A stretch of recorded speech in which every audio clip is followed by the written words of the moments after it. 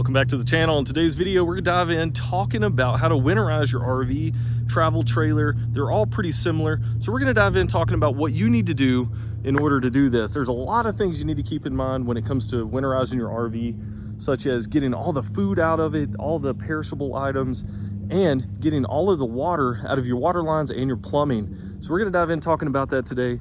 There's a couple tools that you're gonna need. So for one is an air compressor and a little fitting right here that goes in your city water connection. That way we can go ahead and blow out the lines. This is gonna be the air compressor method. There is a method where you can use RV safe antifreeze and put that through your water pump and through your lines to keep the lines from freezing just by using that antifreeze. But today we're gonna be getting all that water out of the lines with the air compressor. We're gonna show you how to do that right now. Like and subscribe if you haven't already. Let's get into it.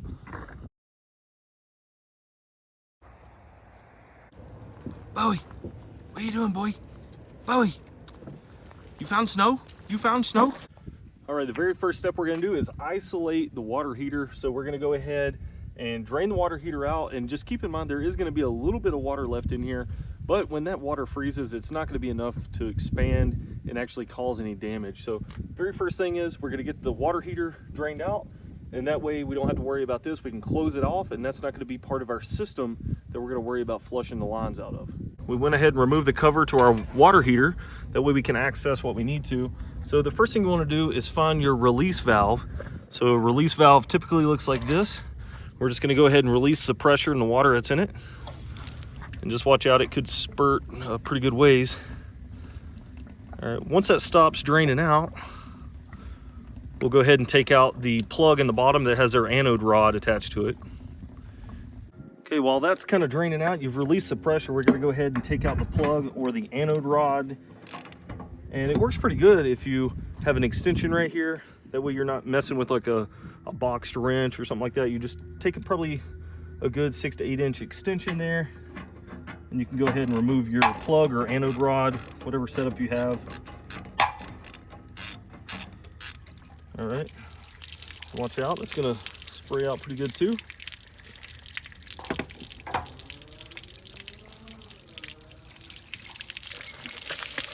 There we go. And you can see this anode rod is still pretty good. We haven't used our water heater an extreme amount this year, but you can see how that is starting to break down up here. But we'll go ahead and replace it next year.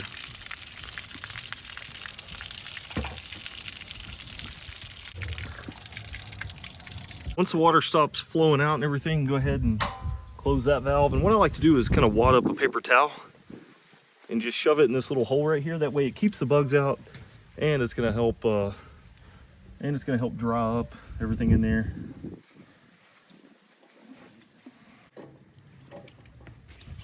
All right, I'm just gonna tuck the rest out of the way, and then I'm gonna take my anode rod and just kind of leave it in here. And just kind of leave it laying in there.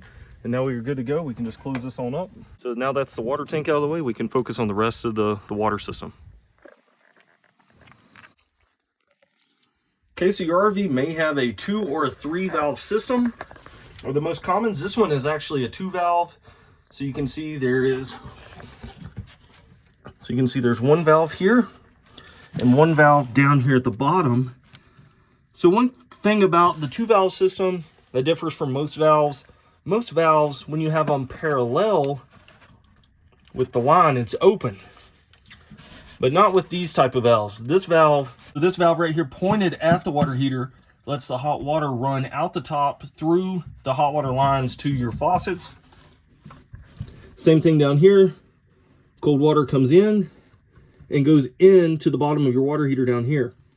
Now, if you have a 3 valve system, it's going to be different. The valves are going to be actually parallel with the lines how they're supposed to be, but you're going to have a center valve that you can close off to let bypass the way we're going to do right now. So right now they're in the open position, letting the water from the hot water heater run to the lines. We're going to actually close this off. What that's going to do is let this line that we have right here be the bypass. And we're also going to close the bottom one. Let that one be in line as well. So that's going to close off the water heater completely. letting our line, our cold water line, run straight through, and it's going to exit the hot water line there. That way we're able to flush all of those lines out and really get all the water out of there. So this is a hot water heater. That's pretty much all you have to do. But yeah, that is the basis of it right there. You're just trying to bypass that hot water heater. That way you can flush the lines out. All right, let's go on to the next thing. So another thing you're going to want to do is drain all your black water and all your gray water out before you do anything else, because you really want this whole system to be dry. So I would, open that up, let it dry out, and make sure there's nothing in it. But now we're going to go ahead and do the low point drains. So your low point drains are going to look different on just about every RV out there. So you're going to have some type of drain valves that look like this. You can add a little valve where you can just actuate the valve and this will go ahead and drain out, but I haven't done that yet. So what we're going to do is go ahead and just remove these. So there's going to be some water that comes out, probably, maybe not.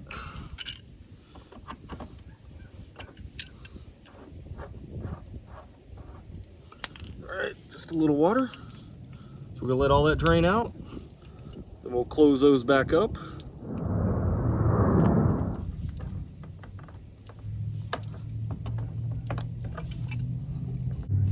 So if you haven't already, if you've ran fresh water into your tank at any point, go ahead and release the cap here.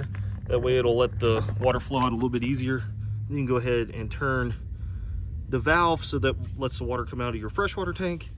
Once that's all dried out, so I don't have any water in this tank right now. So we're gonna go ahead and close up this whole system and we won't have to worry about this freshwater tank anymore. Okay, while the air compressor is filling up with air, we're gonna go ahead and come inside the camper here. So we're gonna think about this in a couple different segments to break it down nice and easy. So we have that fitting at the city water connection. So that's going straight to the faucets, going straight to the fixtures. So what we're gonna do is go ahead and open those up. And you may hear some air come out a little bit. We're gonna leave those open. And what that's gonna do, I mean, you could do this one at a time. I don't think it's necessary. I think I just normally go through and do them all. So we got our sinks. Okay, you might see a little water come out. And then we're gonna open up the shower valves too. All right, some water might come out there. And we'll come in here and actuate the toilet whenever we have it hooked up. But that's essentially all you're gonna do for this whole process right here, is blow from the city water connection through all of your fixtures, and that's gonna purge it of the air through there.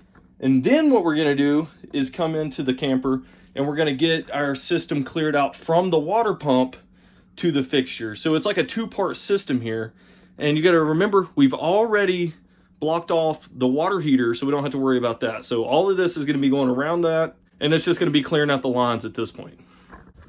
All right, we're gonna find our city water connection, and this is pretty much our whole control panel here. And a lot of really nice fifth wheels and stuff is gonna have a lot more complex panel than this. Some of them have the connections where you can flip it from the fresh water to the city water just with the flip of a switch, and you can winterize it that way. But this is gonna be the easiest method if you just have a really simple travel trailer like this one, where it has one city water connection, it has a sprayer port, and it has the freshwater connection back there for your freshwater tank. All right, so we have all those fixtures open. We're gonna go ahead and get the air compressor, and we're going to purge these lines. So remember, with the air compressor, you want it to be around 45 to 55 PSI before you start purging these lines.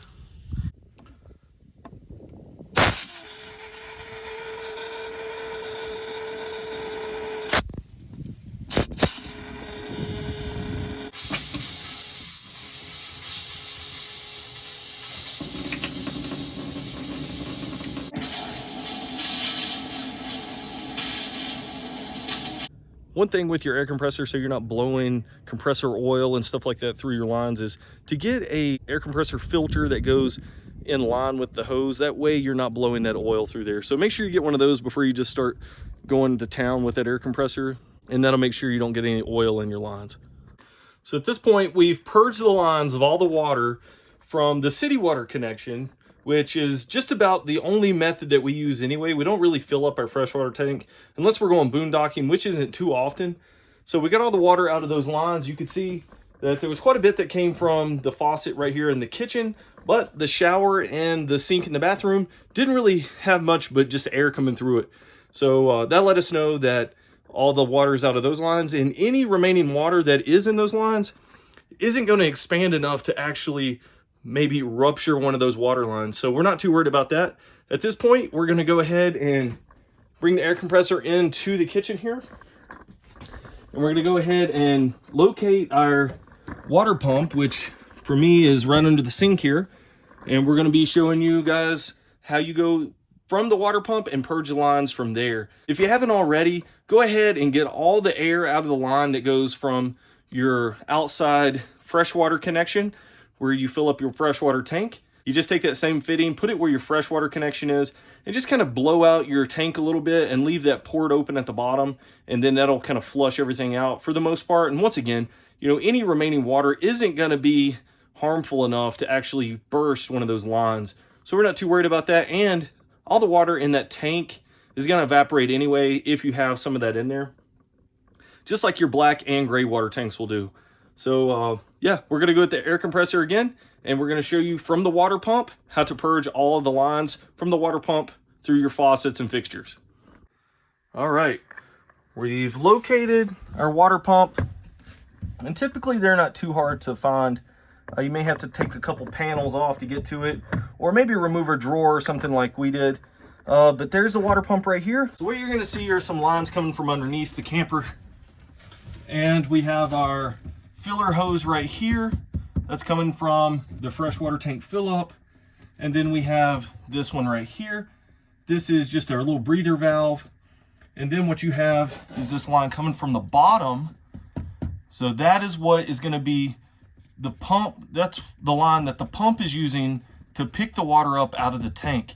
So with this fitting in a parallel position, it lets us know it's feeding from this line and it's open to the water pump. So we've already purged this line pretty much, and any remaining water right here would gravity drop down into the tank, which there's not going to be any of that. But what you're going to see is this hose right here. So what this is so you can use your RV safe antifreeze. And if you had the RV safe antifreeze, you could kind of just put this down in the bottle, turn on your water pump, switch this valve over, and then that would close off the line from going down into the freshwater tank, and it's just going to be sucking up that RV safe antifreeze and then running it through all your lines. And you could go ahead, turn on all your faucets and fixtures, and then what that's going to do is just, you're going to see that pink stuff coming through your faucets, and that's going to let you know that those lines are filled up with the RV safe antifreeze. But what we're going to do in this case is we're only using compressed air.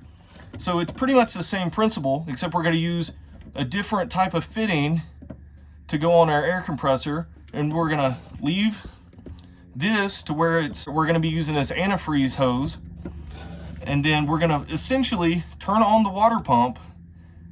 As we blow the air through with our compressor, that's going to purge the pump of any water that's in it, because that is probably the most important part right there. Any water left in that water pump is going to expand and potentially cause damage to the internals,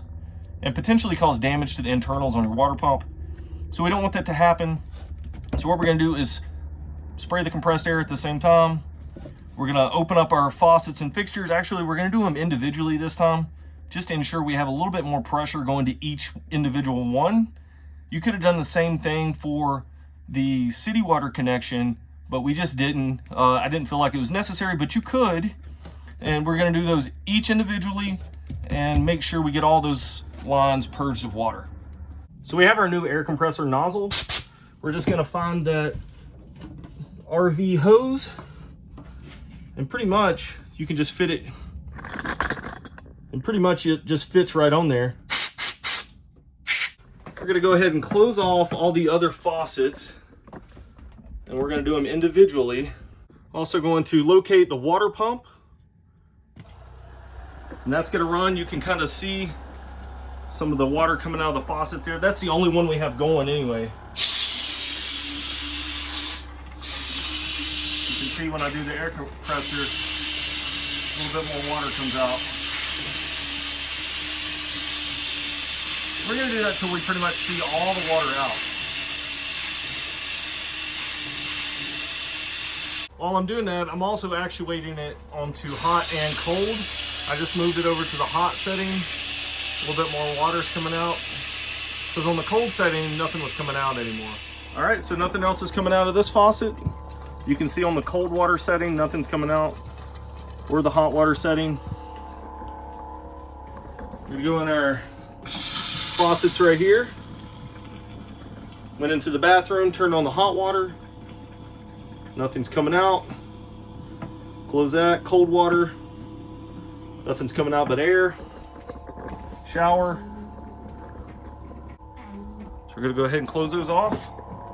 Let's do the toilet. All right, we got some water coming out of there.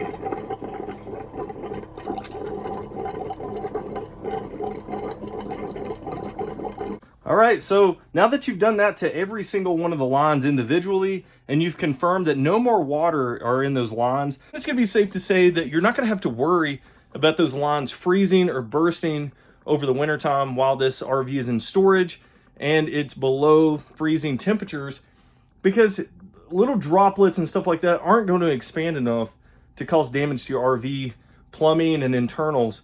So you should be good to go at this point. All right, now I'm just gonna put everything back together, like my drawers and my cabinets here. Other thing you don't want to forget is your sprayer on the side. Make sure you get all the water out of that. That thing could freeze up too. Another good rule of thumb is to make sure that your sky vent here is closed good. It's not gonna let any moisture or any kind of bugs or anything through. And you could also get up on the roof and check that seal to make sure it's nice and good. And speaking of the roof, it's always good practice to go outside, get up on the roof, and walk around. Make sure you're not seeing any cracks, anything that needs to be repaired before this thing goes in storage over the winter. Because the last thing you want is to pull this thing out in the spring and you've got leaks all in this thing. So that's always nice to just go ahead and get up there, double check everything. So another thing that a lot of people don't think about is getting all of their items out of their camper, especially the food items. Anything that could have the potential to draw some pests into your camper over the wintertime, you really want to get it out of your camper just to be on the safe side. And when it comes to the beginning of the year or whenever you start camping again, you're going to have like a fresh start. You go ahead and pack out your camper, get all your essential items in there, and you'll be ready to go for the season. So if you have a water machine like we do, and you plan on leaving this in your camper over the winter, probably should go ahead and run the water out of it too, because if that water expands, that thing's gonna ruin your machine, so just keep that in mind. Yeah, it's always good practice to climb up there. Definitely check out all your seals and all of the corners and the edges and gaps where you may have glue and stuff, or that compound sealant, just to make sure you don't have any leaks or anything. All right, one of the last things you're going to want to do is remove your batteries, and you want to do this after you've purged all your water lines and all that, because you still want to be able to function your water pump. So now that we have everything where we want it, we've have everything cleared out, now we can go ahead and unhook our batteries. If you have some type of battery switch like I do back here, we're just going to go ahead and turn that off. And also make sure it's not plugged up to your vehicle at this point. And then we're going to go ahead and remove the batteries.